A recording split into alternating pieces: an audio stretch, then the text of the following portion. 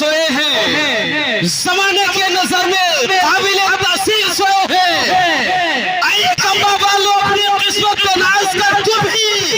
तेरे आगोश में सूफी अब्दुल सत्तार सोए हैं,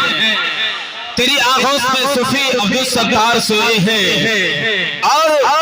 अभी आप तमाम हजरात ने ये बता दिया कि इस मन को हर घड़ी आबाद रखा जाएगा, अब दिले नासाद को भी साथ रखा जाएगा, आने वाली नस्ल भी न भूल पाएगी इसे। आज का जलसा हमेशा याद रखा जाएगा, आज का जलसा हमेशा याद रखा जाएगा। हजरात अभी आप तमाम हजरात देख रहे हैं कि मिंबर रसूल पे एक ऐसे बेबाक खतीबुल असर हजरत अल्लामा मौलाना मुफ्ती सदरुल बला मिसबाही अल-जामिअतुल अशरफिया मुबारकपुर आजमगढ़ यूपी से चलकर हमारे आवाम के प्यारे मोहब्बत में तशरीफ ला चुके हैं। आइए बड़ी तेजी के साथ हजरत का इस्तकबाल करते हैं। आइए इनका वेलकम, स्वागतम, खैर मकदम नारे तकबीर और सलात के साथ करते हैं और झूम के बोलिए नारे तकबीर। जी नहीं, ना सोना काम आएगा, ना चांदी काम आएगी, फकत सरकार के उल्फत में रोना काम आएगा। लगा तो बेखुदी में झूमकर नारे रिसालत का सर पे सर यही नारा हमारे काम आएगा। इसी मोहब्बत के साथ लगाइए, झूम के बोलिए नारे तकबीर, माशाअल्लाह, नारे रिसालत, मसलके आला हजरत और माए अहले सुन्नत सरकारे मदीना कॉन्फ्रेंस जश्न दस्तारे हुफाज़े कराम उनसे मुक़द्दस सूफी अब्दुल सत्तार तक़ीउल क़ादरी अलैहि रहमा हजरत अल्लामा मौलाना मुफ्ती सदरुल बला मिसबाही साहब क़िबला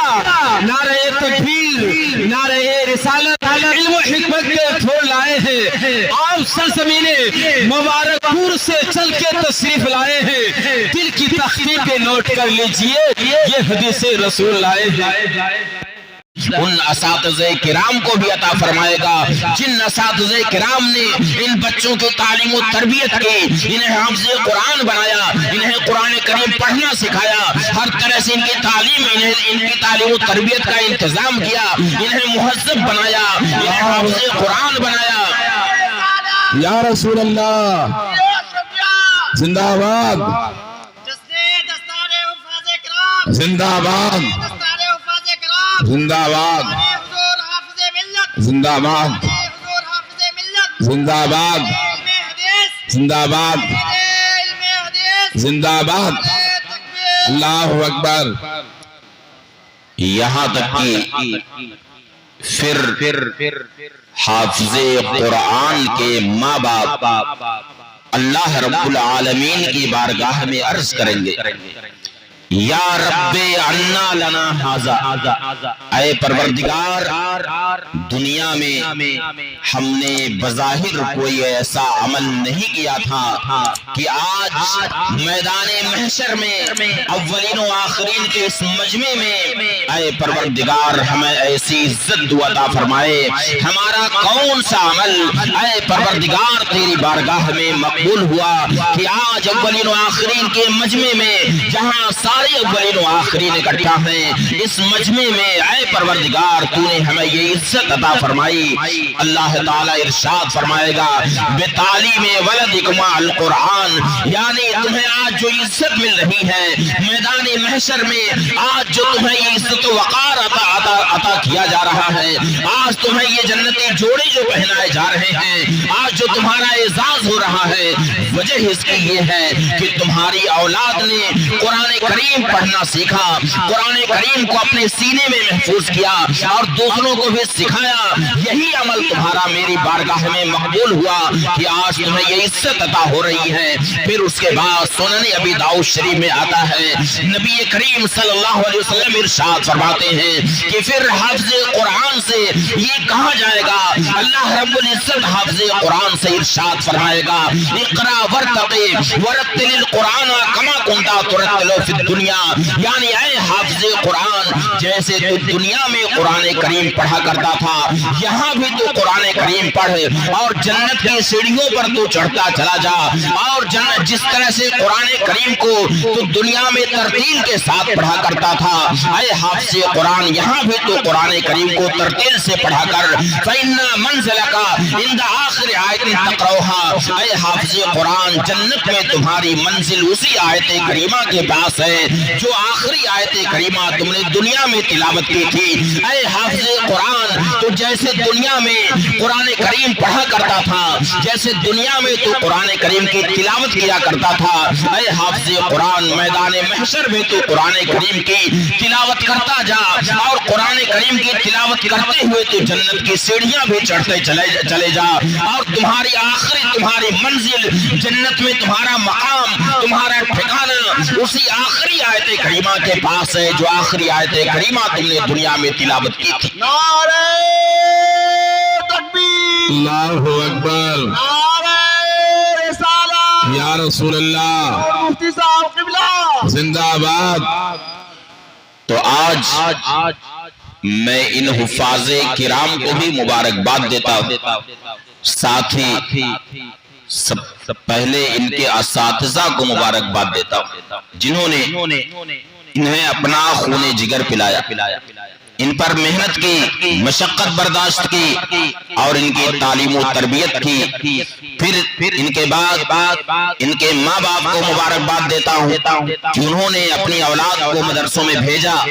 اور علم دین انہوں نے حاصل کیا قرآن کریم پڑھنا سیکھا اللہ کا کلام اپنے سینے میں محفوظ کیا میں انہیں بھی مبارکباد دیتا ہوں اور آج ہمارے اس مجمع میں ہماری بہت ساری اسلامی مائیں اور بہنیں بھی آئی ہوئی ہیں اور ظاہر ہے کہ یہاں آنے کا مقصد ان کا کیا ہے کہ کچھ دین کی باتیں سنیں یہ نہ مقصد ہے دین سیکھنے کے لیے یہ ہماری مائیں اور بہنیں آئی ہیں اس لیے کہ ان کے لیے الگ سے کوئی جلسہ بہت کم ہوتا ہے جو یہ سیکھنے کے لیے دین سیکھنے کے لیے آئی ہیں اور ایسی عورتیں جو دین سیکھنے کے لیے دین سیکھنے کی کوشش کرتی ہیں ام المومنین عائشہ صدیقہ رضی اللہ تعالی عنہا نے ان کی بڑی تعریف بھی فرمائی ہے چنانچہ بخاری شریف کی حدیث ہے کہ ایک انصاری عورت جن کا نام تھا اسماء ان کے والد کا نام کیا تھا اکثر محدثین کہتے ہیں کہ ان کے والد کا نام شکل تھا اسماء بنت شکل نبی کریم صلی اللہ علیہ وسلم کی بارگاہ میں حاضر اور انہوں نے عرض کیا کہ یا رسول اللہ عورت غسل کس طرح سے کرے یعنی جب حیض کے ایام ختم ہو تو عورت غسل کس طرح سے کرے نبی کریم صلی اللہ علیہ وسلم نے انہیں اشارے میں غسل کا طریقہ ارشاد فرمایا کہ اس طرح سے غسل کرے پھر اسی موقع پر نبی کریم صلی اللہ علیہ وسلم نے ارشاد فرمایا کہ تو کپڑے میں مشک لگا لے اور اس سے تو طہارت حاصل کر مگر یہ اشارہ حضرت اسماء کو سمجھ میں نہیں آیا کہ کپڑے سے طہارت کس طرح سے حاصل کی جائے انہوں نے بارگاہ رسالت میں عرض کیا یا رسول اللہ کیف اتطہر بہ یا رسول اللہ اس کپڑے سے میں کیسے طہارت حاصل کروں نبی کریم صلی اللہ علیہ وسلم نے ارشاد فرمایا سبحان اللہ تطہری بہا سبحان اللہ اسی کپڑے سے جس کپڑے میں مشک لگا ہوا ہو اس کپڑے سے تو طہارت حاصل کر یعنی وہ سمجھ نہیں سکی نبی کریم صلی اللہ علیہ وسلم نے اسی لیے ارشاد فرمایا سبحان اللہ تطہری بہا سبحان اللہ یعنی یہ عجیب و غریب بات ہے کہ تمہیں غسل کرنے کا طریقہ بیان کیا جا رہا ہے تم سے غسل کا طریقہ بتایا جا رہا ہے اور تو سمجھ نہیں پا رہی ہے ام المومنین عائشہ صدیقہ رضی اللہ تعالی عنہا فرماتی ہیں کہ میں بھی وہیں پر موجود تھی اس کے بعد فرماتی ہیں فجتذبتها الیہ یعنی میں نے نے اس عورت کو اپنی طرف کھینچا اور اپنی طرف کھینچ کر کے پھر میں پردے میں لے گئی اور میں نے اس سے تفصیل کے ساتھ بیان کیا کہ کس طریقے سے تمہیں غسل کرنا ہے اور کپڑے میں مشک لگا کر کے کس طرح سے تمہیں اس سے طہارت حاصل کرنی ہے۔ پھر اس کے بعد ام المومنین عائشہ صدیقہ رضی اللہ تعالی عنہا نے انصاری عورت کی تعریف کرتے ہوئے ارشاد فرمایا نعم النساء نساء الانصار لم يمنعهن الحیاء ويتفقهن في الدین، یعنی انصار کی عورتیں کتنی اچھی عورتیں ہیں، انصار کی عورتیں کتنی اچھی ہیں کہ بارگاہ رسالت میں وہ دین سیکھنے کے لیے حاضر ہوا کرتی ہیں اور اس بارے میں شرم و حیا ان کے راستے میں رکاوٹ نہیں بنا کرتی ہے، یعنی تمام تر حیا کے باوجود حیا اور شرم کا پورا لحاظ کرتے ہوئے، حیاداری کا لحاظ کرتے ہوئے، پردے کا لحاظ کرتے ہوئے وہ بارگاہ رسالت میں حاضر ہوتی ہیں، دین سیکھنے کے لیے حاضر ہوتی ہیں۔ ارشاد فرمایا نعم النساء نساء الانصار لم يمنعهن الحیاء ويتفقهن في الدین،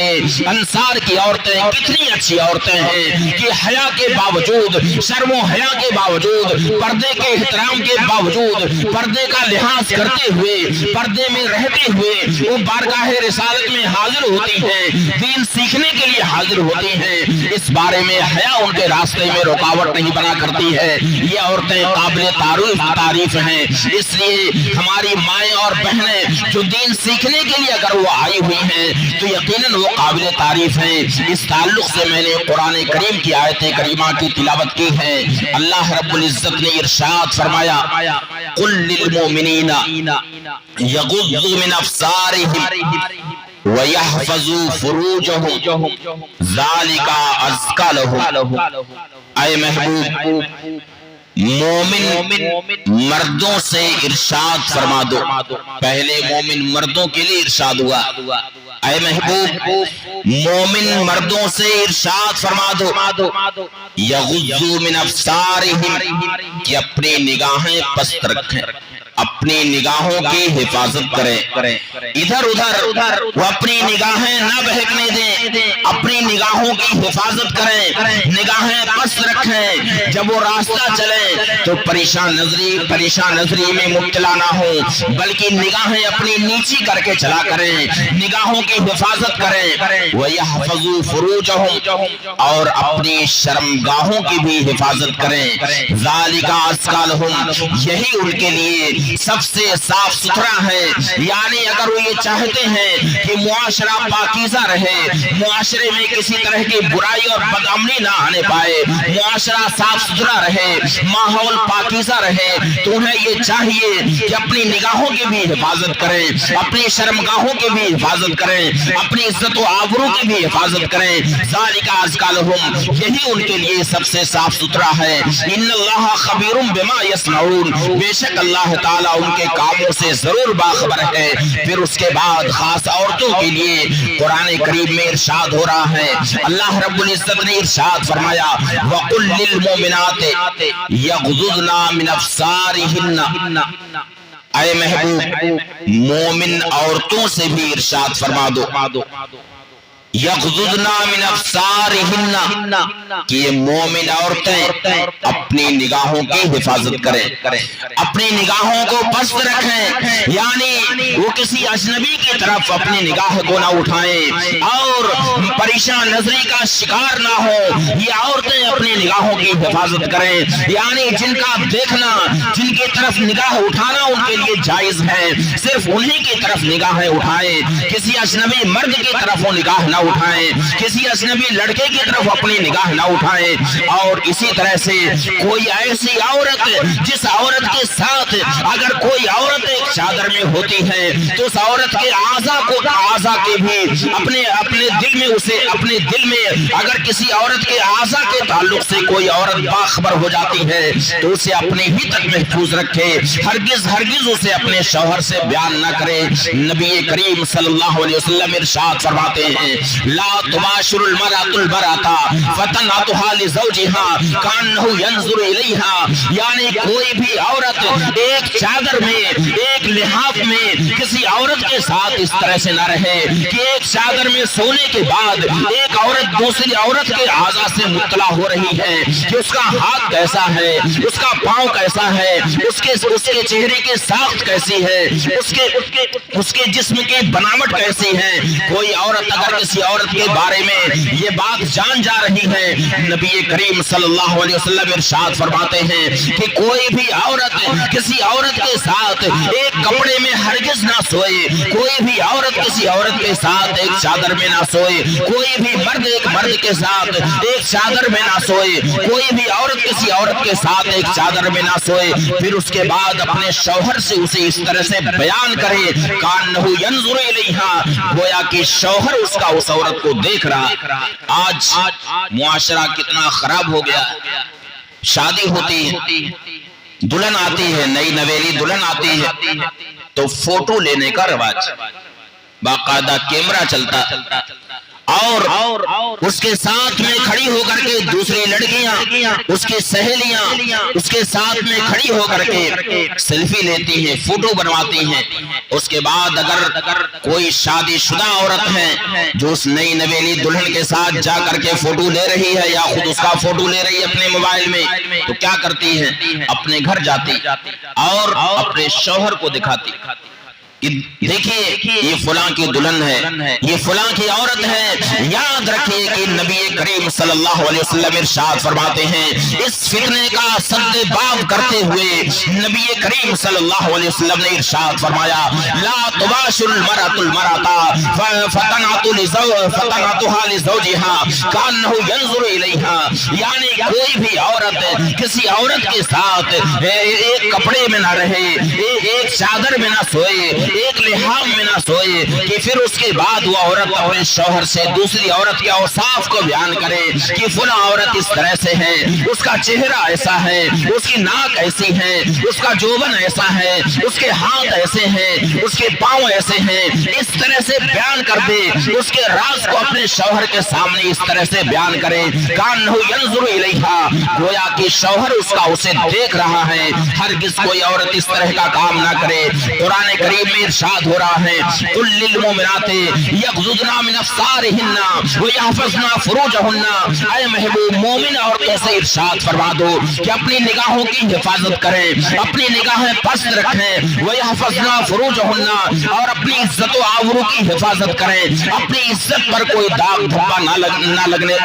لگنے دیں، اپنے دامن کو پاکیزہ رکھیں، اپنے دامن کو صاف ستھرا رکھیں، اپنے دامن کی حفاظت کریں۔ وَلَا يُبْدِينَ زِينَتَهُنَّ إِلَّا مَا ظَهَرَ مِنْهَا،